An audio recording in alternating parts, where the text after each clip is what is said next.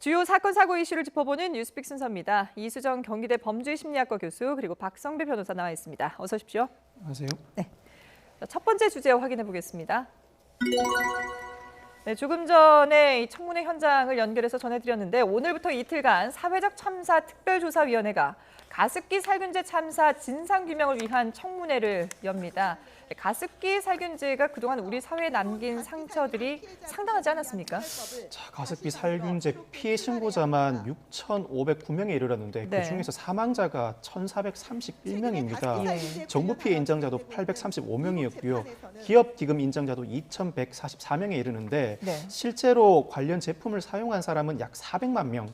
그중에서도 중증 피해자가 약 4만 명 있을 것으로 추산되고 건강 피해 경험자도 49에서 56만 명으로 추산되는 등 네네. 사회적 파장 효과가 대단히 컸었던 사건입니다. 예, 저희가 조금 전에 그 현장 화면을 보여드렸는데 이 오늘 청문회가 열리기까지 지금 이 피해자들이 어마어마한 인원인데 피해자들이 상당히 노력을 하지 않습니까? 네, 뭐 굉장히 많은 노력을 했고요. 네. 이게 사실은 2000년대 초반부터 문제가 됐던 겁니다. 그런데 지금 이 물질이 PHMG, PGH라는 일종의 이제 살균제인데요. 네. 이 살균제를 손으로 묻히는 데는 큰 문제가 없는데 이거를 호흡기로 흡입을 하는 경우에 그런 경우에 이제 치명적인 이제 폐질환, 섬유화가 됩니다. 폐가. 그래서 이제 호흡기 질환으로 사망하게 되는데 문제는 그런 이제 인과관계를 입증하는 데 굉장히 많은 시간이 사실은 걸렸던 거예요.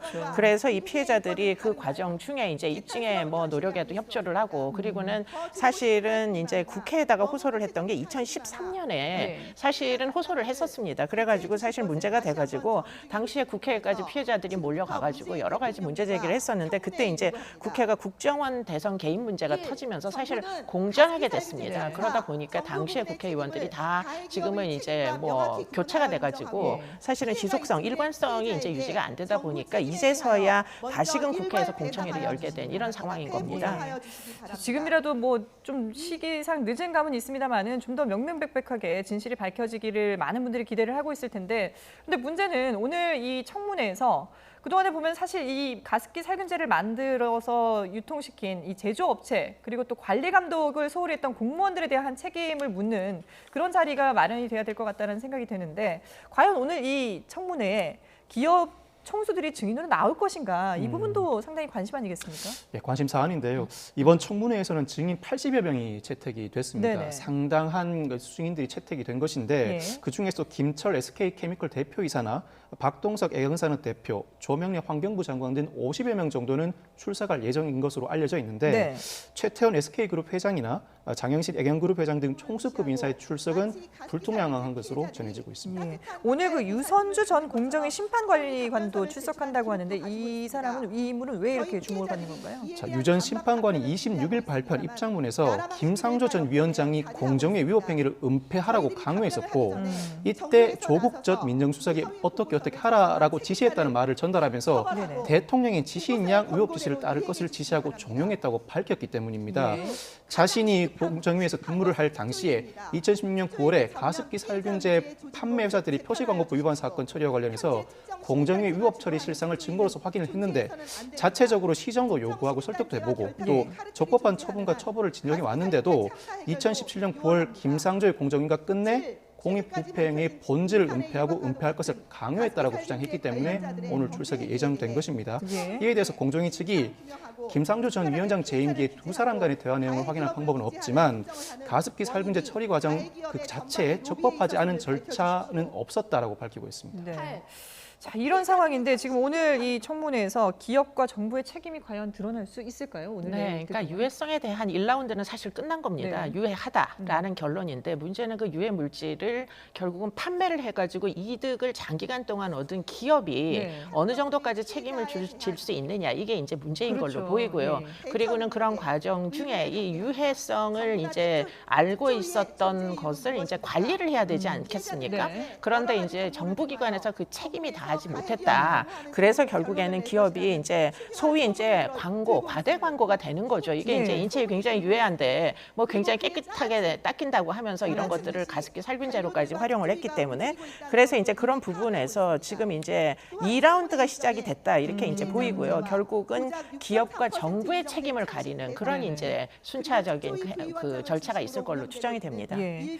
지금도 뭐 정확하게 이 뭐 말소리가 들리지는 않습니다만 화면에 보여드린 그 청문회 현장을 보면 이 가습기 살균제 피해를 호소하는 그런 지금 발언이 이어지고 있는 것으로 보이는데 지금 피해자들의 고통은 여전하다 이렇게 봐야 되지 않겠습니까? 그렇습니다. 문재인 대통령이 지난 2017년 8월 8일에 대통령으로서 정부를 대표해 가슴 깊이 사과의 말씀을 드린다라고 가습기 살균제 피해자 가족 앞에서 밝혔지만 네. 아직 제대로 된 보상이 이루어지지 않고 있지요. 그렇죠. 예전에 정부에서도 피해자들을 1에서 4단계 정도로 갈라치고 선별적으로 차별적인 보상만 해오고 있다는 전문가들의 지적이 이어져 왔는데 그 네네. 이유가 이런 일이 발생했을 때 기업에만 책임을 묻고 국가의 책임을 인정하지 않기 때문에 국가가 소극적으로 대응할 수밖에 없다. 앞으로도 이런 사안이 발생했을 때 국가의 법적 책임이 인정되지 않는다면 여전히 국가가 소극적으로 대처할 수밖에 없다는 지적이 계속해서 나오고 있습니다. 예.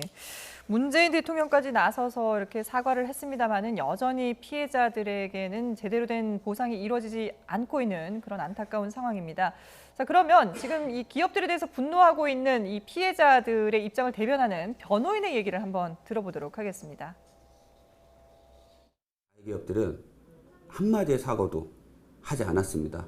따라서 애경산업은 이번 판결을 기점으로 해서 피해자들한테 무릎 꿇고 그룹 차원에서 정식으로 사과를 해야 될 것이며 네, 물론 이 피해를 입게 된 부분에 대해서 이 가해자들에 대한 뭐 법적인 제재도 필요하고 그리고 금전적인 보상도 중요합니다만은 무엇보다도 이게 마음 진심을 다해서 사과를 해야 되는데 아직까지도 그런 절차가 없는 부분에 대해서도 더 지금 피해자들이 네. 분노하고 있는 것 같아요. 그렇습니다. 지금 SK가 원료 물질을 이제 결국 애경에다가 제공을 해가지고 사실은 뭐 거의 한 20년 정도를 막대한 이득을 올렸잖아요. 그렇죠. 그런데 그것으로 인해 가지고 지금 결국에는 호흡기 질환으로 사망한 사람이 지금 1,400명이 넘습니다. 네. 그러면 이 정도 되면 소위 이제 기업의 총수들은 뭐 법적인 책임은 아니더라도 네네. 사실은 도의적으로 책임을 져야 되지 않겠습니까? 네. 그러면 지금 이제 청문회 할 때 사실은 총수들이 나와서 사죄의 말씀을 전해야 되는데 지금 이제 문제는 총수들이 전혀 참석을 안 했다는 데서부터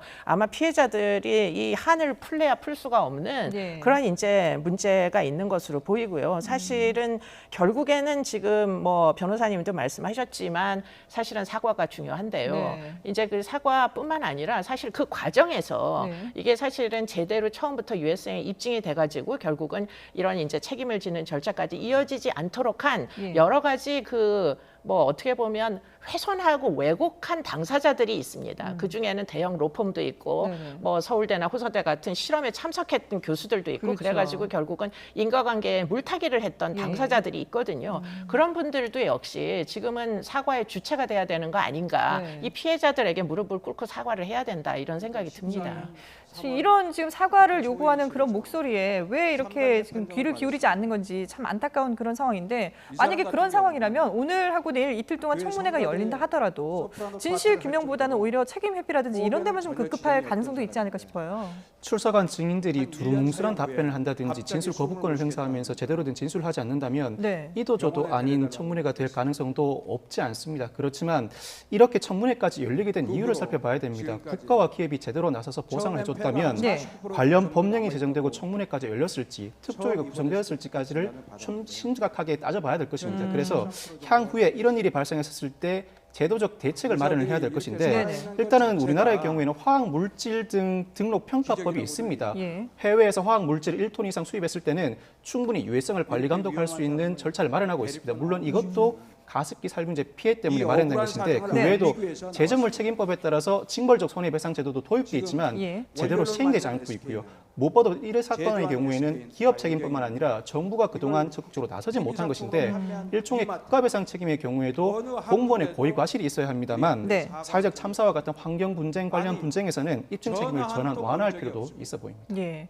자, 그런데 최근에 이 우리 군부대에서도 이 가습기 살균제가 대량으로 사용됐다는 것이 확인이 되면서 지금 추가 조사가 진행이 되고 있는 상황 아니겠습니까? 네, 그렇습니다. 지금 이제 이 피해자들은 대부분 민간인들이거든요. 네네. 그런데 이제 최근에 조달청, 그러니까 군 부대 전산 시스템으로 지금 이제 이런 유해 물질들이 지속적으로 12년간 800개 이상이 공급이 됐고 네. 육해공 산하에 12곳이 지금 이 물질들을 사용을 했다라는 게 이제 확인이 되고 있는데요. 그 중에는 심지어는 국군 수도병원과 국군 양주병원이 있습니다. 네. 환자들은 특히 이제 면역성이 약화돼 있기 때문에 그렇죠. 이런 물질이 분무될 경우에는 굉장히 치명적인 영향을 받는데요. 실제로 확인이 된 그 환자가 있습니다. 이모 씨인데요. 폐 섬유화 4단계 진단을 받은 사람까지 있습니다. 네. 그러다 보니까 지금 이거를 광범위하게 좀 더 조사를 해가지고 군대 내에서 어느 정도 피해 규모가 발생했는지 확인해야 되는 절차가 남아 있습니다. 이 확인까지 거치고 난다면은 정말 이 가습기 살균제로 인한 피해가 더 커질, 확산될 그런 우려가 있는 상황인데, 글쎄요, 오늘과 내일 이뤄지는 이 청문회에서 과연 어느 정도까지 진실 규명이 가능할지 저희가 또 계속해서 지켜보도록 하겠습니다.